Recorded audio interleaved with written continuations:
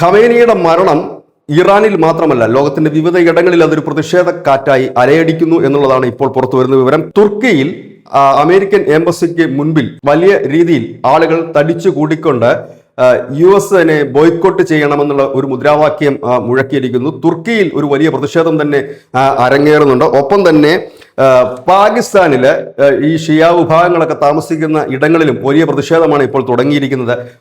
അതോടൊപ്പം തന്നെ വിമാന സർവീസുകൾ, ലോകത്തെമ്പാടുമുള്ള വിമാന സർവീസുകൾ, ഈ പശ്ചിമേഷ്യയിലേക്ക് നടത്തിക്കൊണ്ടിരുന്ന വിമാന സർവീസുകളെല്ലാം തന്നെ നിർത്തി. അത് എപ്പോൾ ആരംഭിക്കാൻ കഴിയുമെന്ന് ഒരു ഉറപ്പുമില്ല. അതൊരു അനിശ്ചിതാവസ്ഥയിൽ തന്നെയാണ് ഇപ്പോൾ കാര്യങ്ങൾ നിൽക്കുന്നത്. ലോകമെമ്പാടും നിശ്ചലമാകുന്ന അല്ലെങ്കിൽ സംഘർഷഭരിതമാകുന്ന ഒരു അന്തരീക്ഷം, പ്രത്യേകിച്ച് ഈ പറയുന്ന തുർക്കി പോലെ പാകിസ്ഥാൻ പോലെയുള്ള ഇടങ്ങളിലൊക്കെ അതിന്റെ ഒരു പ്രതിഫലനം ഉണ്ടായിരിക്കുന്നു എന്ന് തന്നെയാണ് പുറത്തു വരുന്ന വിവരം. ഇതിനിടയിൽ പാകിസ്ഥാൻ ഞങ്ങൾ ഇറാന്റെ ഒപ്പമാണ് എന്നുള്ള ഒരു സ്റ്റേറ്റ്മെന്റ് കൂടി പുറത്തു വന്നിട്ടുണ്ട്.